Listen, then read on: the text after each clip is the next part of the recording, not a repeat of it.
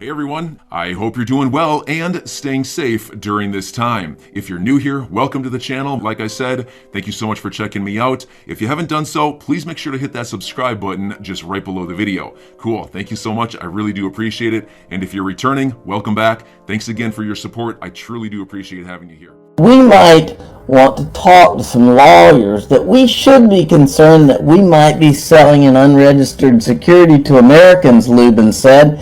It was an exercise in semantics with vital legal implications. In that process, we pretty much defined what Ethereum is and what Ether is, Lubin said. I realized that we had an opportunity to tell people what this is, and there was a good chance that they were just going to accept our understanding and that we could create reality that way.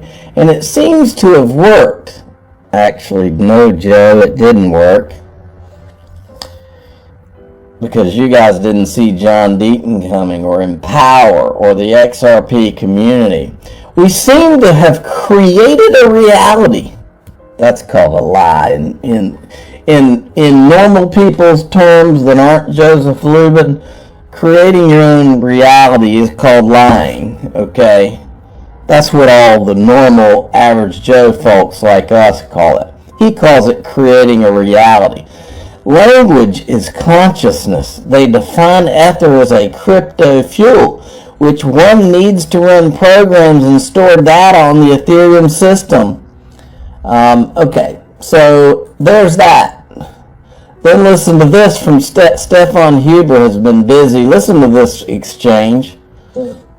Dinners, a couple dinners, and a small number of places. So basically, you guys try to construct Ethereum such that it wouldn't be a security, and the SEC has since... We did construct it so that it would not be a security. Yeah, I mean, basically, if you read the SEC memos, it seems that they are saying that Ether used to be a security and now it's not a security anymore. Actually, they did say that. Opining about whether it was ever a security or not. We do not consider it a security. Actually, Hinman said setting aside... No. Okay, so I think that there are different ways to read that, but I mean, it all ended, well. I don't think it ended yet, but I think she smells something. Okay, and then Stefan Huber also put this out.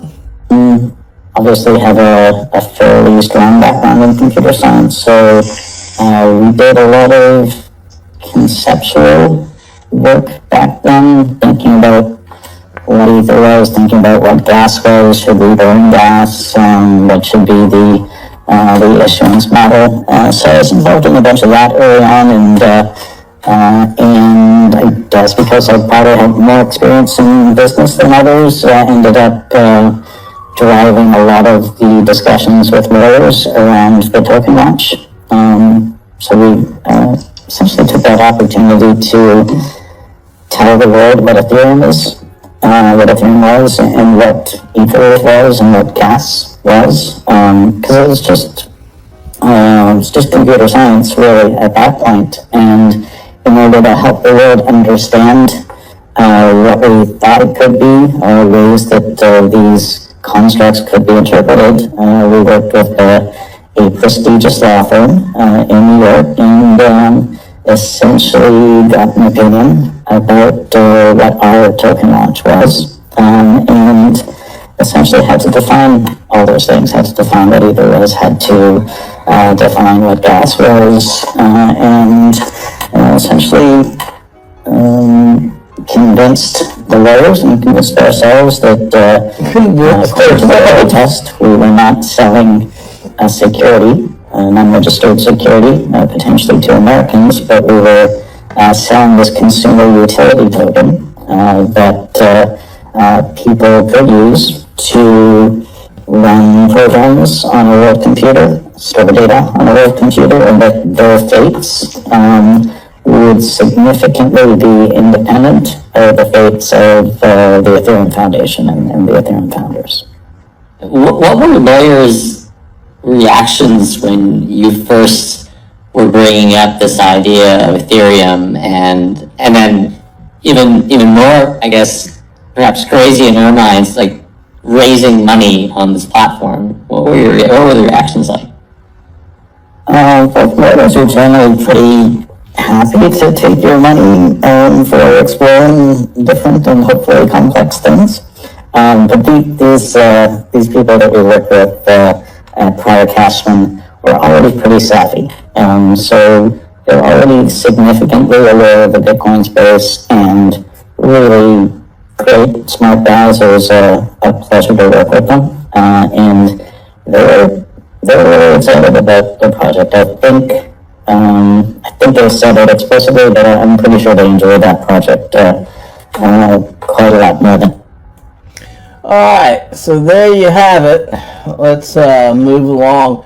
Now, many of you may or may not remember, but back in 2017, this is from December 7th, 2017, this was sent out by somebody. Brad Garlinghouse said at this conference or whatever that there was 15 senior executives from JP Morgan in Ripple's office this afternoon. This was one of two things. This was either a some type of a setup where these guys go in just to gather intelligence, or these guys were there to do what I would have done if I was a JP Morgan executive. I would have whispered in Brad Garlinghouse's ear.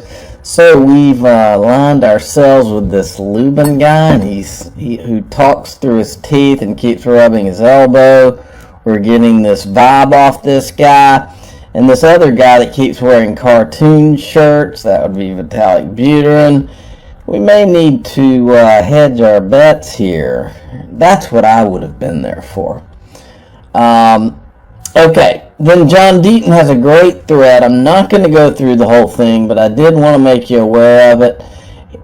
He talks about Sullivan and Cromwell and how Clayton's law firm, Sullivan and Cromwell, negotiated the purchase of JP Morgan's Quorum. Okay, and as you go through, you go through some of these threads and it just makes you mad as you go through them. Then you've got this. Remember when Joseph Lubin said that Ripple is not a that XRP is not a competitor to Ethereum and all that? Well, listen to this, because what he describes here is exactly what Ripple works on. So the first element is just borderless payment systems, ease of sending any amount of money inexpensively across borders, or even within borders. In terms of remittances, most of the time fees are in the area of 10%, and that's just far too much money to give up if you're sending money around the world. Right, and Ripple already solved the problem, and Joseph Lubin's still working on, what does he call it right now? Consensus layer. It was Ethereum 2.0, then he changed it to consensus layer, and I think they should call it JP Morgan 2.0. I'm not going to show you this whole video I put together, but I'll just let you see the beginning of it. It's pretty good. You mentioned Jamie Dimon, so let's bring it back to Jamie and JP Morgan. What do you think's going to the thing that they will have to change the most or lose market share and somebody else is going to do better, faster, serve their clients better than JP Morgan or Goldman Sachs?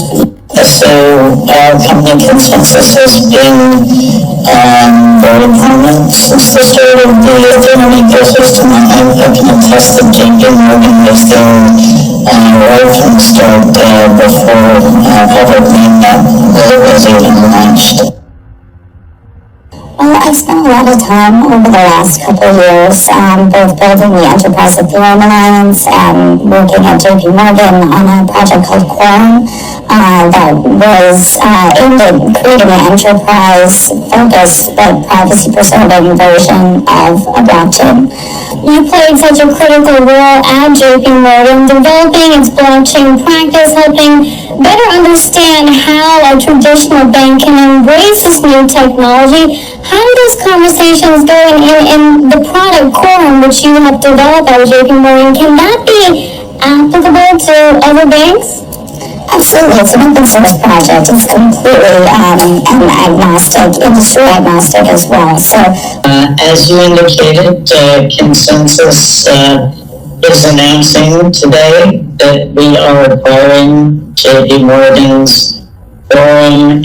Okay, so I thought that I would end this video by showing this to anybody like Joseph Lubin that thinks that they can create their own reality. This guy knocks it out of the park. Listen to this. This is, my kids understand this, but I guess Lubin does not. Ever in all my years as a clinical psychologist, and this is something that really does terrify me, I have never seen anyone ever get away with anything at all, even once. Well, maybe you disagree. Maybe you think people get away with things all the time. I tell you, I've never seen it. What I see instead is that thing happens, right? Someone twists the fabric of reality. And they do it successfully because it doesn't snap back at them that moment. And then like 2 years later, something unravels. And they get walloped and they think, oh my God, that's so unfair. And then we'll track it. It's like, well, what happened before that? This. Well, then what? This. And then what? This. And then what? Oh, this. Well, that's where it went wrong. It's, yeah, because you can't twist the fabric of reality without having it snap back. It doesn't work that way, and why would it? Because what are you going to do? Twist the fabric of reality? I don't think so. I'm your guy. I will keep you posted. I'm your advocate. I'll be back on a daily basis, usually multiple times per day, with these videos to keep you updated with everything going on. So, I hope you enjoyed the video. If you haven't done so, make sure to hit that subscribe button. Feel free to share any of my videos with your friends, family, social media, or anybody who may care to listen. Thanks so much for your continued support. I'm always here for you. I want to help you through this time. So thank you so much for continuing to choose me. Enjoy your day, stay safe, and I'll catch you again probably in a couple hours. Thanks, everybody. See you later.